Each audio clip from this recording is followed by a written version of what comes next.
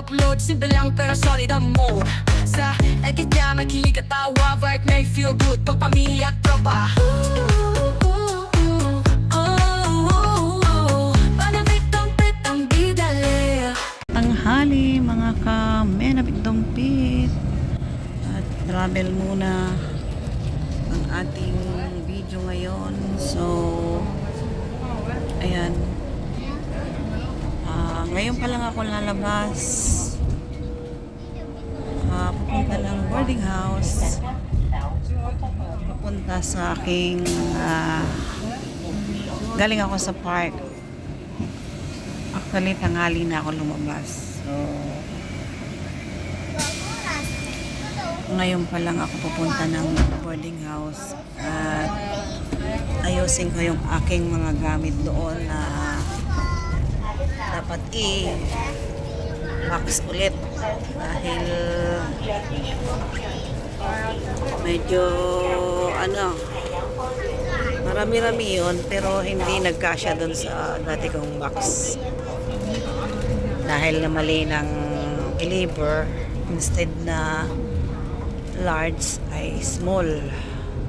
So meron pa ako mga tira at plano kong i-box na bago ako maglipat bahay.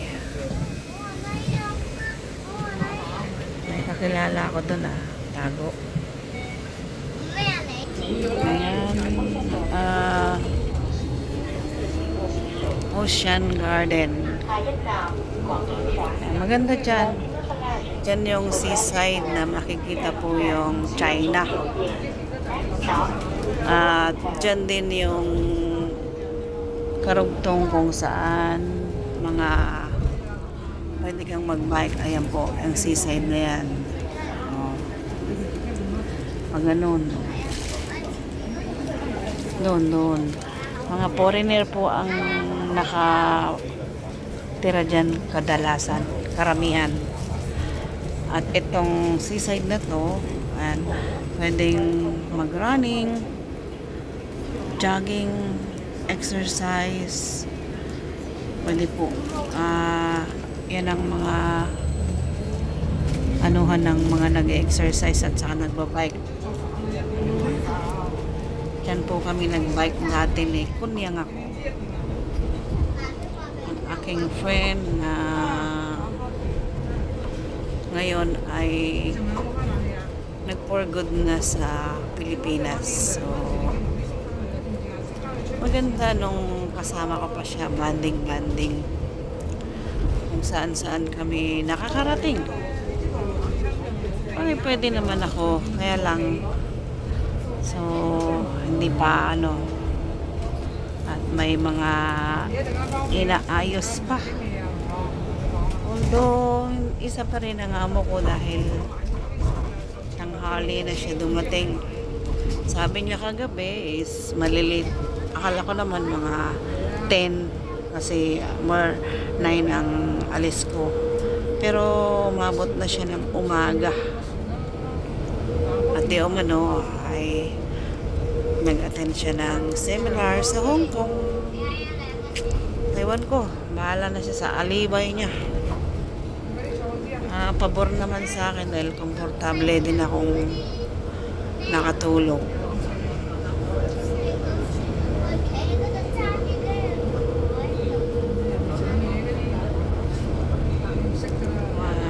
Dito tayo ngayon sa bus going to San Malo sa aking boarding house. Magpapak ako ng mga dapat i-bubbles, i-bubbles ko kasi para ma-arrange ko po yung gamit.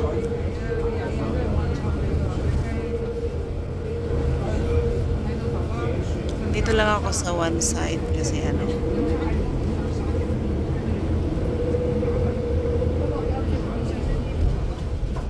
hindi pwede sa gitna at baka tayo mapaul ng mga in-check.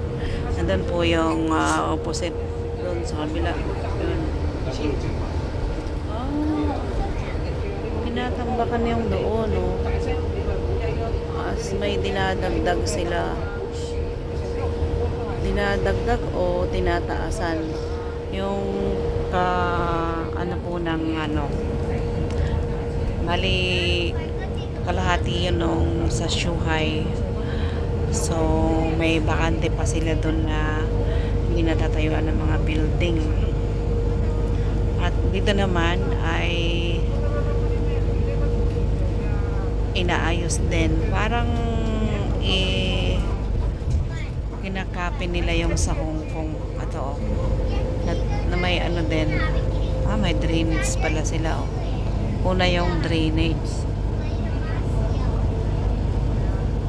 Parang kinakapi nila yung Hong Kong kasi tinutuloy-tuloy na nila yung daan sa seaside. Grabing init dahil hindi ko day off nung May 1, hindi po ako pinag day off. Hindi mo na may work siya. So hindi ko naman alam kung talagang may work siya, okay na ba siya. Basta yun na yun. Ayan, at tayo ay bababa na ng Lisboa.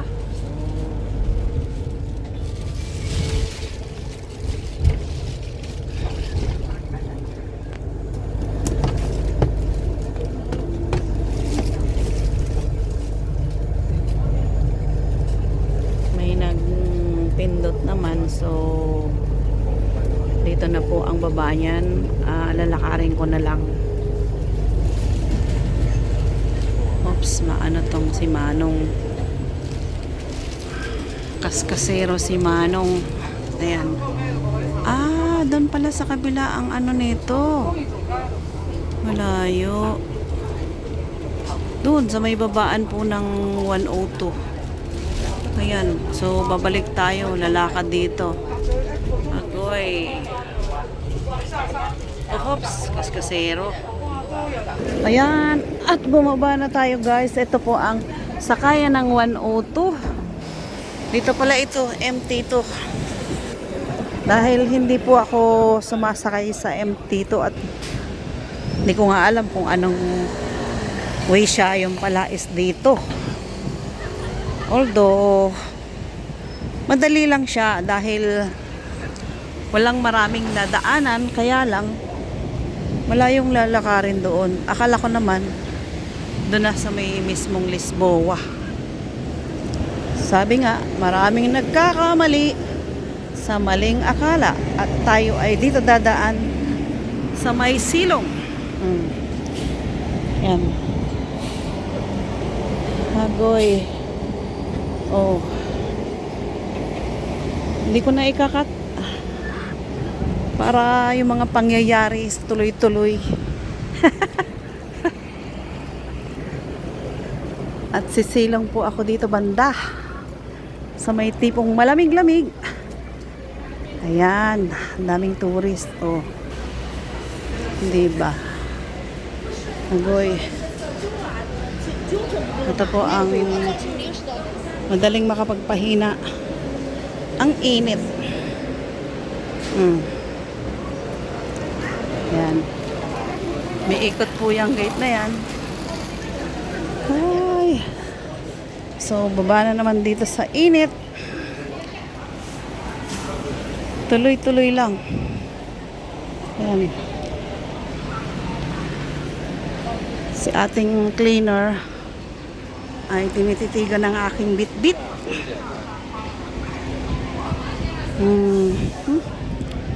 Grabing amoy ni Manong. Amoy kambing. Ay nako. So yan, at nandito na ako. Boy. Gilid talaga siya. Yan, people pa more. Ang dami. Daming tourist guys. Ayan.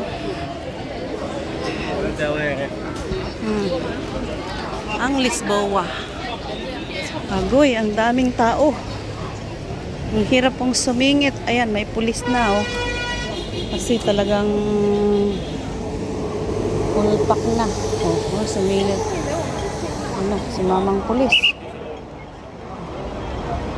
Ayan, let's go.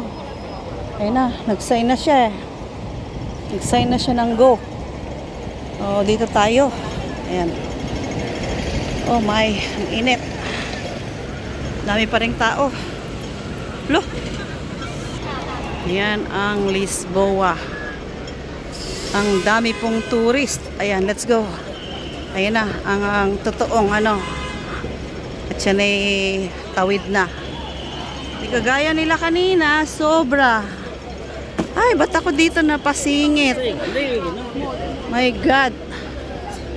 O, dito, pwede pa ako dito. 59, 70. Yan. Dito na ako tatawid. At medyo maluwag po sa opposite. Doon, dami tao. Ay, nako. So, dito ako banda. Grabe. Ay, diyan ako dadaan at medyo may silong compare din sa kabila. Kasi sa kabila po ay mas maraming tao doon. Ayun, parang mga langgam. So, ayan, at number 1 na, pwede na tayong dito maglakad kasi dito ay may lilim. Pwedeng hindi ka magpayong dito. Kaysa doon sa opposite na mainit na, ayan, ang dami pang langgam. Langgam. Anong puno ng langgam? Langgam talaga ang tawag eh. Ang dami po oh. Diyos mio. Diyos mio marimar. Dito naman ay medyo makakahagip-hagip ka ng aircon sa mga open shop. Ayan. Tuloy-tuloy na yan doon sa dulo hanggang San Malo. Oho. Mahirap maglakad doon sa kabila. Open na talaga. Open na open. May nagpipicture. Moment nila yon. So, grabe oh. Traffic. Oh. Mapa winter, mapa summer. Ayan po oh, back. Look back. Grabe. Ayun oh. Ay, nakapalitan na ng mukha. Ayan, at tayo ay tuloy-tuloy na po dito. May palukbak pang nalalaman, ano? So, itong plaza ay may nire-renovate. Inaayos yung ano, bubong nung yung likod ng restaurant. Actually, yung pong likod na yan, may net, ay restaurant po na. Dati is shop. Oh, grabe. Singit ka dyan. Sisingit ka riyan sa pagkarami-rami. Ay. Yan. So, more tourists in Macau. Thank you for watching. Maraming salamat po. Bye-bye. Love you all.